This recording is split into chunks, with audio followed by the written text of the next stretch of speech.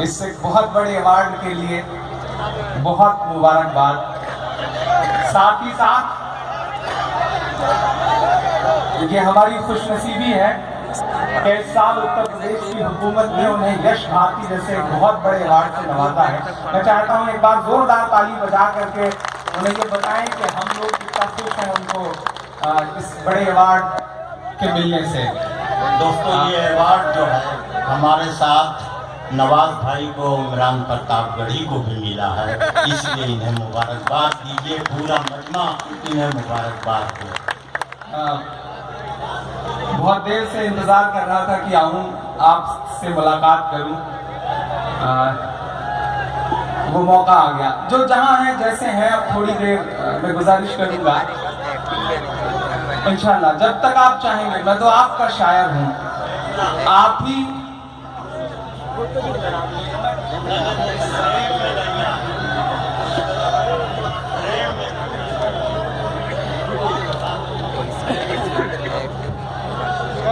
अब कोई डिस्टरबेंस नहीं। अगर ये टीवी को रिकॉर्ड करने में दिक्कत हो रही हो तो मैं गुजारिश करूंगा कि रिकॉर्डिंग बंद कर दें, क्योंकि आप वैसे भी मुझे दिखा तो पाते नहीं है, तो बेहतर है कि बंद ही कर दें तो अच्छा लगे। हुक्म हुआ है, मैं आखिरी शायर के तौर पर आपके सामने खड़ा हूँ। आइए 4 मिसरों से अपनी बात की शुरुआत करता हूँ। बहुत अच्छा सुना है आपने पूरी रात इस मुशायरे को। पीछे जो कुछ गुजरा है मैं उस पर कुछ बोलूंगा नहीं, क्योंकि जब बिना कसूर के सजाएं मिलती हैं और बड़े चुप रहते हैं तो फिर बच्चे बोले ही क्या। मैं कुछ बोलूंगा नहीं। 4 मिसरों से अपनी बात की शुरुआत करता हूँ। आपकी दुआएं, आपकी मोहब्बतें ही मेरा जवाब है। मैं पढ़ता हूँ साहब कि सरहद पर दहशत गर्दों का कब्जा है। यहां से वहां तक एक शख्स की दुआएं मिले कि सरहद पर दहशत गर्दों का कब्जा है, देश पे झूठे हमदर्दों का कब्जा है, देश पे झूठे हमदर्दों का कब्जा है। लव लेटर नहीं लिखा जाना चाहिए, यही एक जुमला याद होगा। मैं मिसरे पढ़ता हूं साहब, अगर सच्चे लगे तो मेरी हिम्मत के लिए मेरा साथ दीजिएगा। मैं पढ़ता हूं साहब कि सरहद पर दहशत गर्दों का कब्जा है, देश पे झूठे हमदर्दों का कब्जा है, एक के बदले 10 सर की उम्मीद न रख। अब अगर मेरा गुस्सा मेरे इन मिसरों में नजर आए तो एक शख्स का हाथ उठ जाए कि एक के बदले 10 सर की उम्मीद न रख, दिल्ली तुझ पर नामर्दों का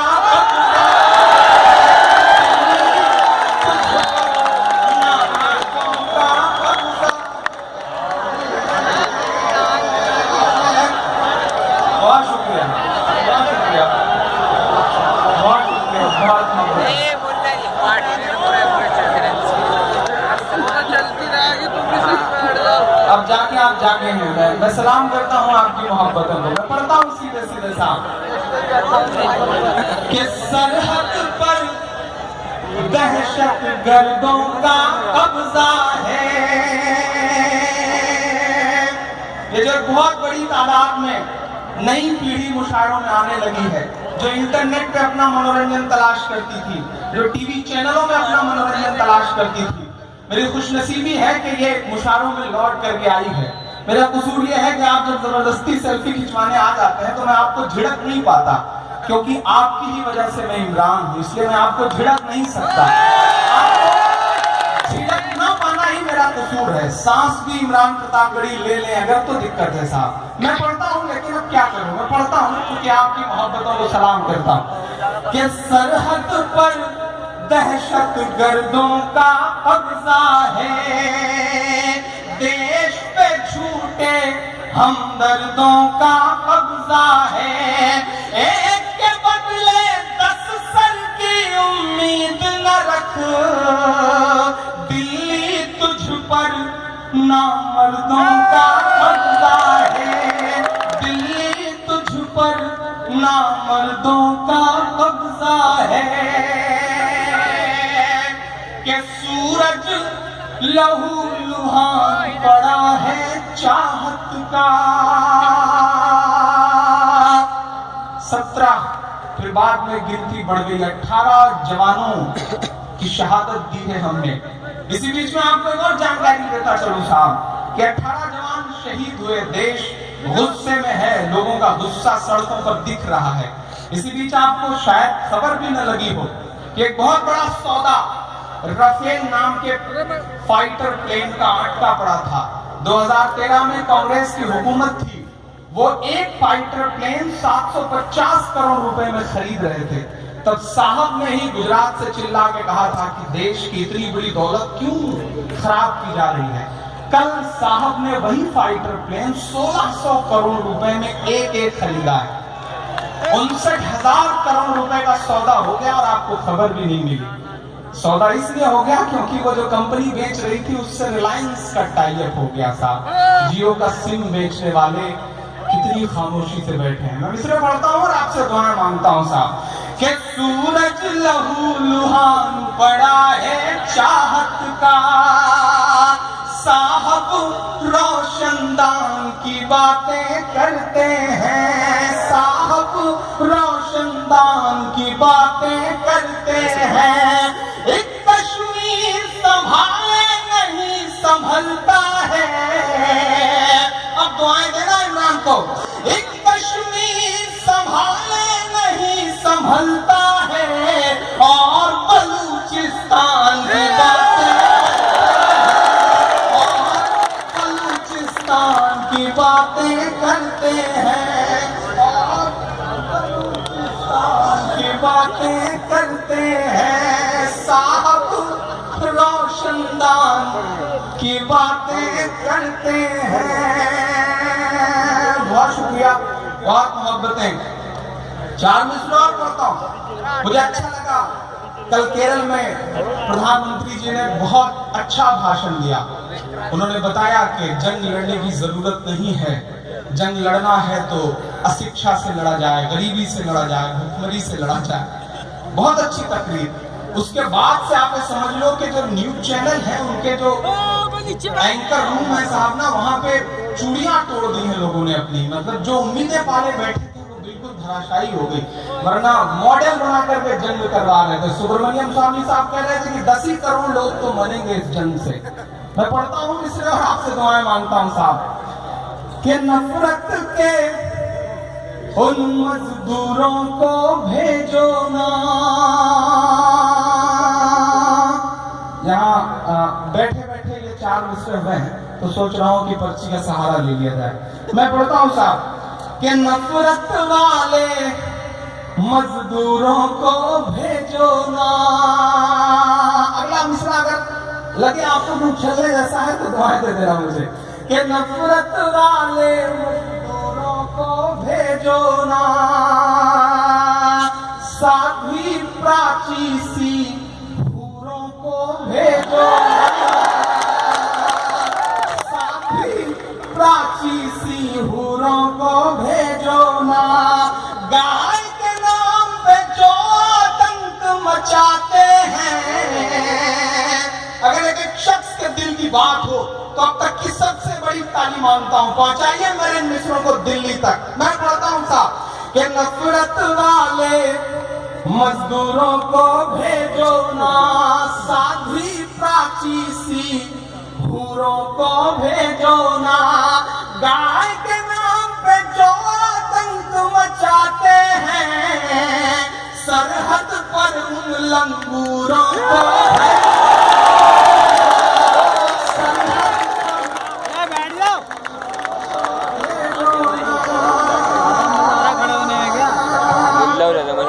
भैया बैठ जा लाला।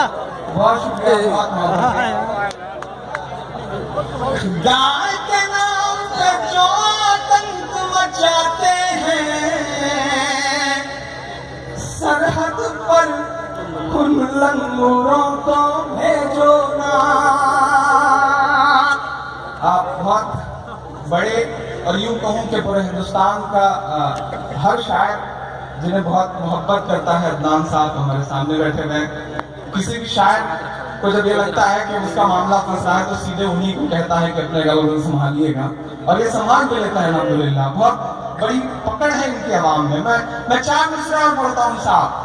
850 से ज्यादा सीटों पे चुनाव हुआ पिछले दिनों, 650 से ज्यादा सीटों पे जमानतें जब्त, लेकिन चैनल हवा बनाए हुए कि नहीं साहब की लहर बची हुई है, साहब की लहर से यहाँ जीत गए वहां जीत गए। जबकि सच है कि तमिलनाडु में 335 सीटों में 332 सीटों पे जमानतें जब्त हुई साहब, लेकिन फिर भी हवा बनाई जा रही है। इमरान मिस्र पढ़ता है कि तेरा वहम है बाजी मार गया है तू। मंसूर भाई कहाँ जा रहे हैं? बैठ ही जाइए, अब इतना हक तो हमें भी बनता है कि आपको बैठाए रखूं। कि तेरा वहम है बाजी मार गया है तू, कच्चे घड़े पर दरिया पार गया है तू, कच्चे घड़े पर दरिया पार गया है तू। असम की जीत पे इतना उछलने वाले सुन, असम की जीत पे इतना उछलने वाले सुन, बाकी हर सूबे में हार गया है, बाकी हर सूबे में हार गया है तू। इस सिलसिले का आखिरी 4 मिसरे पढ़ता हूँ साहब, बहुत अच्छा सुन रहे हैं। इधर जो लोग बैठे हैं उनसे भी दुआएं मांगता हूँ। मेरा ख्याल है कि लगातार 5वीं बार आपके बीच में आना हुआ है। मंसूर बद्र साहब की मोहब्बतें, इनका 6वीं बार है, 6वीं बार आना हुआ है। लेकिन ये वादा करता हूँ आपसे कि जब जब आप बुलाओगे तब तब आऊंगा सहारनपुर इंशाअल्लाह। आपकी बातों को सलाम। और मैं ये भी नहीं कहूंगा कि मैं दुनिया के तमाम मुशाहरे छोड़ के आया हूँ,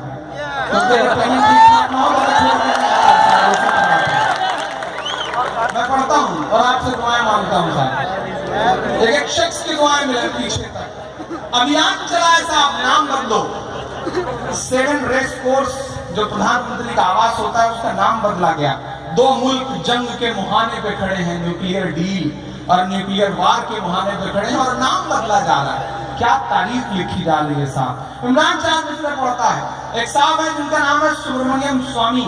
पिछले दिनों देश की संसद में उन्होंने कहा कि अकबर रोड का नाम बदल देना चाहिए क्योंकि ये निशानियां तकलीफ देती हैं।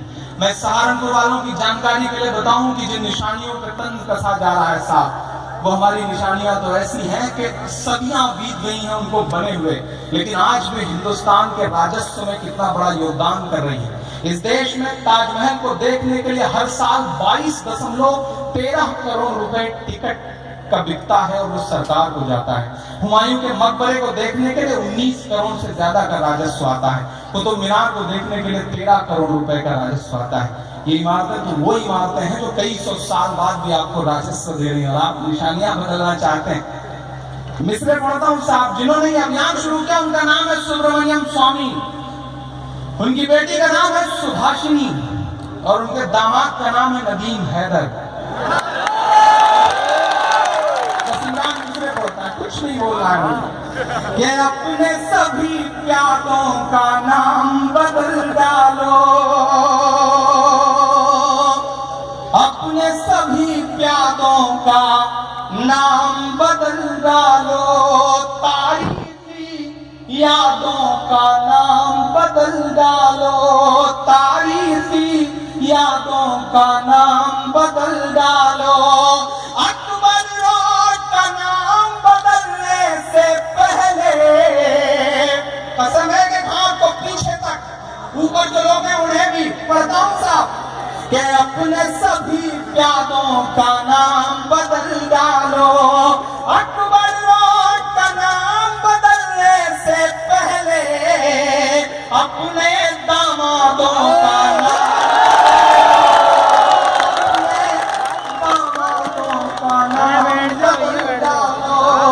अपने दामादों का नाम बदल डालो। बहुत शुक्रिया, बहुत मोहब्बतें, आप बहुत अच्छा सुन रहे हैं आप। आइए 4 मिसरे पढ़ता हूँ साहब। 2014 में आए क्या क्या तकरीरें की, आज स्थिति क्या है। मैं पढ़ता हूँ मिसरे साहब कि चाय चाय करते थे,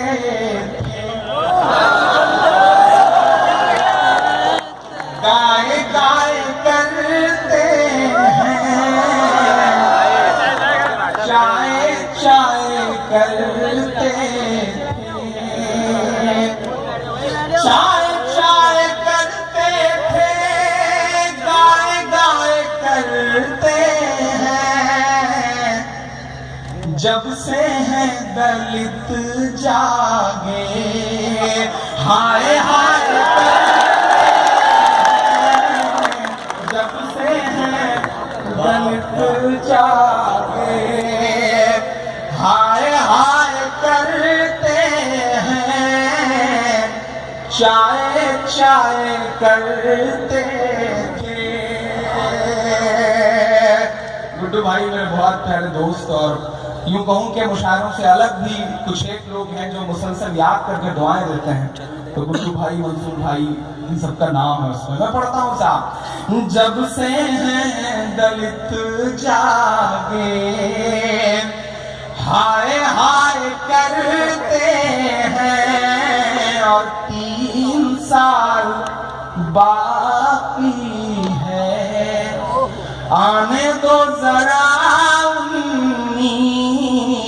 3 साल बाकी है, 3 साल बाकी है, आने दो जरा 19, दिल्ली भी ये कह देगी, बाय बाय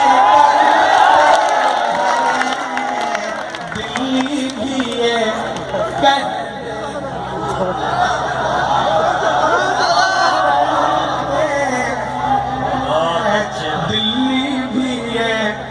कह देगी, बाय बाय करते हैं, चाय चाय करते थे, गाय गाय करते हैं, जागे हैं दलित जब से, हाय हाय थक जाएंगे बनाने में, हाथ ऐसे करेंगे, ऐसे हाथ रखा है। बहुत शुक्रिया, बहुत मोहब्बत है। 4 मिसरे और पढ़ता हूँ। अनवर साहब मेरी खुशनसीबी है कि जिन्हें जमीन में बैठ कर सुन करके हमारे जैसे न जाने कितने लोग शायर हुए, कितने लोगों को थोड़ा बहुत कुछ कहने की तमीज आई। ऐसी बड़ी शख्सियत के साथ इस साल का सबसे बड़ा अवार्ड मेरे भी दामन में रहा है 29 साल की उम्र में, ये मेरी खुशनसीबी थी। अच्छा रहा सारा कुछ, लेकिन एक इंसिडेंट मुझे बताना चाहता हूँ कि मध्याह्न भोजन चल रहा था, तो मुख्यमंत्री जी ने बुलाया और बुलाकर के मुझसे कहा कि इमरान, ये मेरी पसंद का अवार्ड है, यंगेस्ट अवार्ड है तुम्हारा, बस तुमसे इतना कहना है कि यश भारती जैसे अवार्ड को अपने कंधे पर बोझ मत समझना, जैसे हो ऐसे रहना, अपना लहजा मत बदलना। मैंने कहा बिल्कुल नहीं बदलूंगा, और मैंने बदला भी नहीं है। उनकी बात के अक्षरशः पालन करते हुए 4 मिसरे पढ़ता हूँ और आपसे दुआएं मांगता हूँ। जो भी लोग बैठे हैं उन सबको अगर सच्चे मिसरे लगे तो दुआएं दे दीजिएगा, ताजा ताजा से हुए। कि कुछ दिनों तक सैफई मत जाइए अखिलेश जी। जो भी हुआ ये पिछले 10-15 दिन का इंसिडेंट, अखबार रंगे पड़े रहे साहब, झगड़ा चल रहा है, लड़ाई चल रही है, पता नहीं क्या क्या। इमरान मिसरे पढ़ता है, वो मजबूत है, मजबूत मुख्यमंत्री है, इसे साबित करने के बहुत सारे तरीके हैं। इमरान पढ़ता है मिसरे कि कुछ दिनों तक सैफई मत जाइए अखिलेश जी, कुछ दिनों तक सैफई मत जाइए अखिलेश जी, एक दफा बिजनौर तक हो आइए अखिलेश जी, एक दफा बिजनौर तक हो आइए अखिलेश जी। पहले इन दंगाइयों को आप निपटा दीजिए। सच्चे मित्र हो तो सच में ये साबित करना कि इमरान के कंधे पे बोझ नहीं है कोई बात। पढ़ता हूँ, अगर मेरा तेवर वही पुराना सा लगे तो पीछे तक दुआएं मांगता हूँ। एक दफा बिजनौर तक हो आइए अखिलेश जी, पहले इन दंगाइयों को आप निपटा दीजिए, घर के झगड़े बाद में निपटाइए अखिलेश जी, घर के झगड़े बाद में निपटाइए अखिलेश जी। एक दफा बिजनौर तक हो आइए अखिलेश जी। बहुत शुक्रिया। 4 मिसरा पढ़ता हूँ।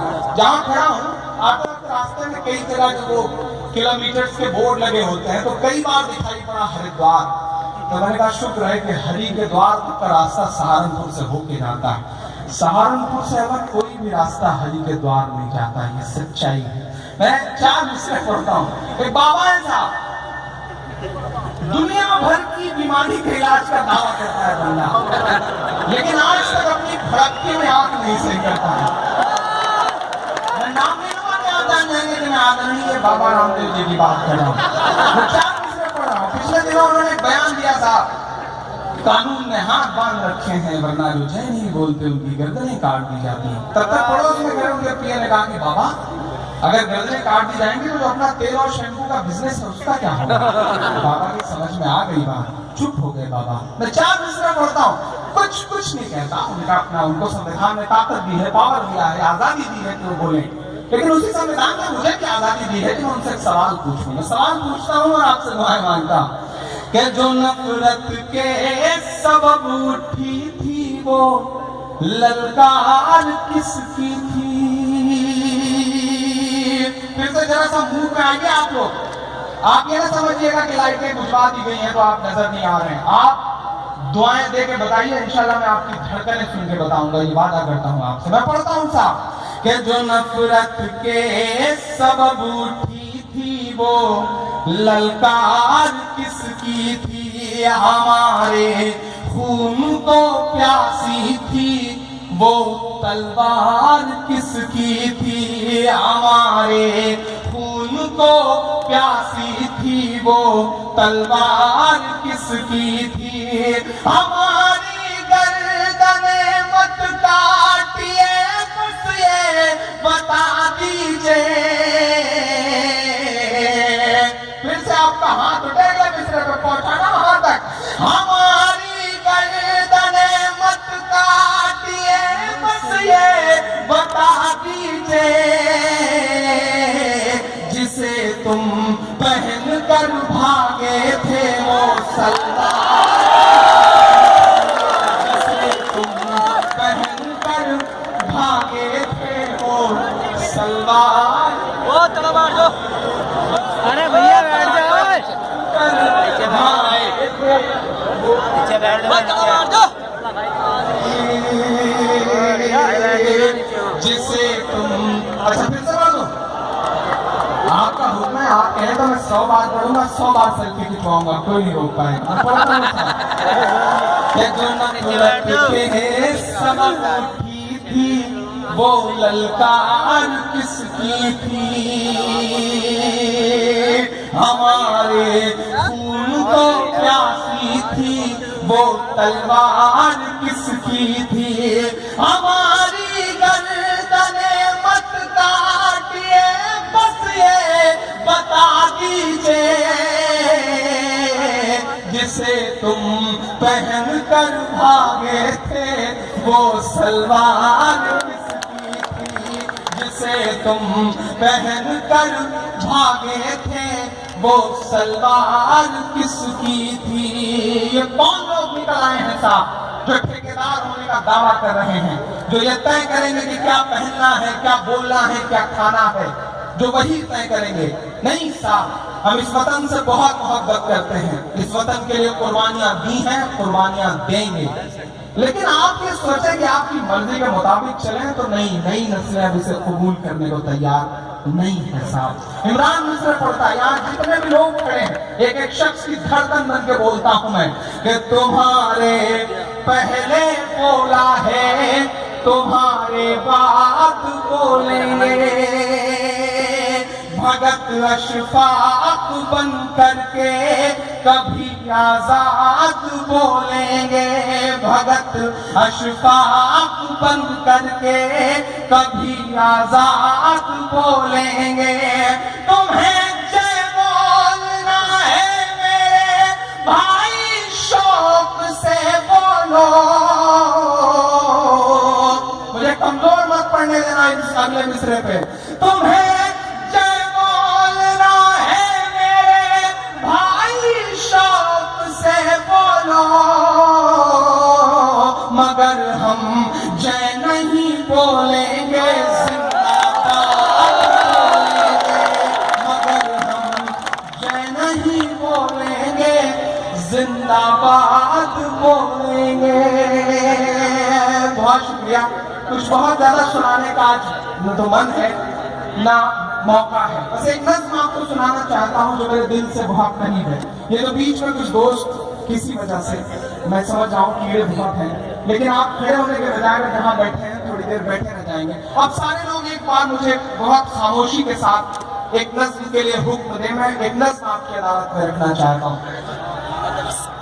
हिंदी का एक बड़ा कवि है, नया सा, विकास बागी। वो एक शेर कहता है कि मेरी हस्ती नहीं है कुछ जो इस गफलत में रहते हैं। वो मेरे शेर सुनकर देर तक हैरत में रहते हैं। नहीं महफूज हैं कश्मीर वाले अपने घर में भी, नहीं महफूज हैं कश्मीर वाले अपने घर में भी, मगर दुनिया समझती है कि वो जन्नत में रहते हैं। मगर दुनिया समझती है कि वो जन्नत में रहते हैं। अगर थोड़ा बहुत बच गया हो कुछ अंदर से जज्बात एहसास, तो एक बार पूरा जितने लोग हैं मुझे एक बार ताली बजा के हुक्म दे। मैं एक नज़्म पढ़ना चाहता हूँ। उन भावनाओं के तूफान में, एहसासों के बुखार में, कश्मीर सबको चाहिए साहब, लेकिन कश्मीरी किसी को नहीं चाहिए। किसी को नहीं चाहिए कश्मीरी। पिछले 70 दिनों से ज्यादा एक सूबे में कर्फ्यू रहे। 5000 से ज्यादा लोग पहले घरों के छर्रों से जख्मी हों, 500 से ज्यादा लोगों की आंखें चली जाएं, सैकड़ों मौतें हों, तो आपको क्या लगता है कि हमें कश्मीर चाहिए? नहीं चाहिए साहब। मैं एक नज़्म पढ़ता हूं, बिल्कुल आपकी खामोशी मांगता हूं। कोई उठेगा नहीं, कोई इधर उधर नहीं जाएगा। अदनान भाई, दिल से जुड़ी नज़्म आपको सुनाता हूं साहब। ना बुजुर्गों के ख्वाबों की ताबीर हूं। इस नज़्म को पढ़ना तलवार की नोक पे चलने जैसा है, लेकिन आपकी दुआओं ने, आपकी मोहब्बतों ने और आपके एहसासों ने ये हिम्मत दी है कि इमरान हिम्मत कर लेता है। आपके हवाले आपकी नज़्म पढ़ता हूँ साहब। ना बुजुर्गों के ख्वाबों की ताबीर हूँ, ना मैं जन्नत सी अब कोई तस्वीर हूँ, ना मैं जन्नत सी अब कोई तस्वीर हूँ, जिसको मिल कर के सदियों से लूटा गया, जिसको मिल कर के सदियों से लूटा गया। मैं वो उजड़ी हुई एक जागीर हूँ। हाँ मैं कश्मीर हूँ, हाँ मैं कश्मीर हूँ, हाँ मैं कश्मीर हूँ, हाँ मैं कश्मीर हूँ, हाँ मैं कश्मीर हूँ। पहला बंद पढ़ता हूँ इस नज़्म का साहब। कि मेरे बच्चे बिलखते रहे भूख से, ये हुआ है सियासत की चूक से, ये हुआ है सियासत की चूक से। रोटियां मांगने पर मिली गोलियां, रोटियां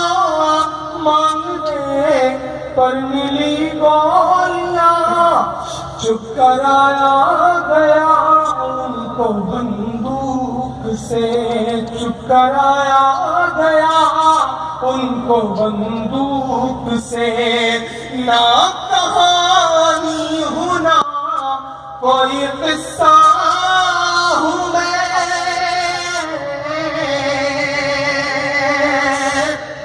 केरल में प्रधानमंत्री जी ने पाकिस्तान की आवाम से खिताब करते हुए कहा कि पाकिस्तान की आवाम में आवाज देता हूं कि आओ हम शिक्षा से जंग लड़ते हैं, लेकिन मैं सहारनपुर की सरजमीन पर खड़ा होकर के दिल्ली और इस्लामाबाद दोनों के हुक्मरानों को आवाज देता हूं कि एक छोटे से सूबे के लिए दोनों मुल्कों को बर्बाद करने पे क्यों तुले हो, क्यों नहीं इसका कोई हल निकालते हो, क्यों मासूमों को मार रहे हो, क्यों ये चारों तरफ बुखार फैला रखा है तुमने जज्बातों का, क्यों इसका कोई हल नहीं निकालते। कश्मीरी भी तो हमारे हैं, हमारे भाई हैं, हमारे देश के हैं। मैं पढ़ता हूँ साहब, चुप कराया गया उनको बंदूक से, ना कहानी हूँ ना कोई किस्सा हूँ